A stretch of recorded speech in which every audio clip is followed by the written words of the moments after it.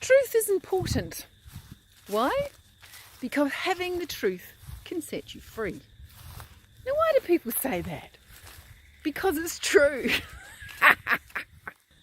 I think anyone treading the spiritual path should actually be quite concerned about the truth. Because surely that's the essence of the spiritual path. Aren't we all trying to find out the truth of ourselves, the truth of reality? What stops us from recognizing the truth? One is just not knowing. We can't know the truth if nobody tells us. We can't know what's going on behind closed doors unless somebody actually says, well, this is actually what's going on there. And if we don't know what's going on behind the closed door, then we don't have all the information that we need in order to choose our guru. On a spiritual path, most of us at some point in time are going to need a teacher.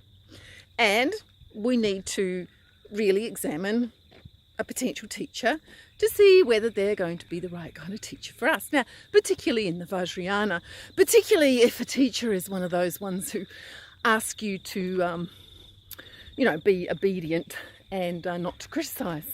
So you really do want to know before you choose just who this person is, what this person's like, that kind of stuff. So it's really important that we know the truth about this person. So of course, we need somebody who knows, who is prepared to actually tell us the truth. So it's absolutely vital that people do tell us the truth, that they stand up and they tell us their stories. And if what they're going to tell us is not that great and is not what we want to hear, all the more reason why they need to share that story. Because for so long as it's secret, anyone who wants to evaluate this person simply can't do so. Even if somebody does tell you the truth, we can still block the truth for ourselves. If we hold on very tightly to some beliefs that we have, we may not believe the truth when we hear it. If our beliefs are not actually in accord with reality, then they're false beliefs. We can believe something is true that's not true at all. And we can believe that something isn't true when it actually is true. So how do we know when something's true or it's not true? That's when we need lots of people to come forward and say what they know. If it's only one person saying something terrible about someone, then you don't know, it could just be that one person. It could just be, their perception. But if you have 8 people or more coming forward and saying the same kinds of things, then believing it's not true isn't really going to wash. We need to take evidence. We need to look at what's before us and examine it. If we don't examine it, we're being kind of blind. And why wouldn't we examine it? Presumably because our beliefs don't want us to examine it. But if we're holding beliefs about this person that are not true, then we're deluding ourselves. Now, we're all deluded to some degree or other, but let's not be more deluded than we need to be. Let's examine what's actually been presented in front of us. So when you have a considerable amount of evidence pointing to a truth that is shared by a lot of different people, then if you reject that truth, I don't think you're seeing reality clearly. For instance, if you think that someone is enlightened and you're presented with evidence which indicates that this is not true because of their behaviour, for instance, saying the supposedly enlightened person is actually hurting people, that logically speaking doesn't sound like the sort of thing an enlightened person would do. So if you have such information presented to you and you continue to think that that person is enlightened, you're holding on to a belief about reality that is simply not true. They say that the truth can set you free. And that's true, because once you accept the truth that's actually in front of your eyes, and you let go of any false beliefs that you have, which are trying to tell you that what's in front of your eyes is not the truth, then you're set free. You're set free from that belief and from all the other beliefs that depend on it. So if you thought that your teacher was enlightened, and then you look at all the evidence to the contrary and begin to question your initial decision, you begin to question that belief, you can face a great deal of freedom.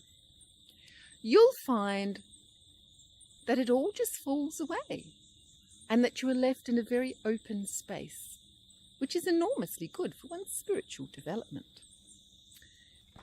So don't think that what makes a good spiritual practitioner is holding on to beliefs. Not if they're not in accord with reality.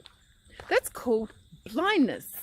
And as spiritual practitioners, I don't think the idea is to be blind.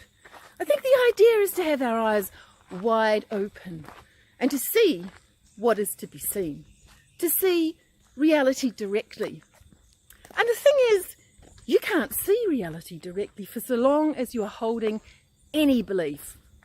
That's right. Any belief at all. If you're a spiritual practitioner, then presumably you want to be seeing reality directly as much as you possibly can. If we want to see reality directly, we have to let go of all our beliefs, not hold on to them in the face of evidence that proves that they're wrong. But we have to be a little bit brave to let go of our beliefs, particularly if they're beliefs that we've held on to for decades. That's where we need the courage of the Bodhisattva warrior, the courage to be ruthless in our examination of ourselves and of reality. There's a great deal of truth in Tibetan Buddhism, and the religion has a lot to offer anybody who's travelling the spiritual path. The trouble is, with the focus so much on the teacher, it's really important who you choose. And if you choose a Lama who abuses his power, who does not have sufficient respect for ethical behaviour, and who abuses his or her students, then instead of Tibetan Buddhism helping you, it can take you into darkness. So if that's happened to you, then you can help make sure that doesn't happen to anybody else by telling the truth. The more people who tell the truth, the more information people will have to help them to make up their minds, to help them to know what to look for, who to avoid, so that they can choose the best lamas, the lamas that really do show the best of the religion. And that way, not only will you help yourself come out of the darkness and into the light, you will help others do it as well. And in actual fact, you'll be helping the whole religion to come out of its present darkness and into the light. So please, if you have a story to tell, if you have some truth to add to the truth that is coming out now, please do contact me and we'll have a chat. Contact details in the description below. Talk to you later. Bye.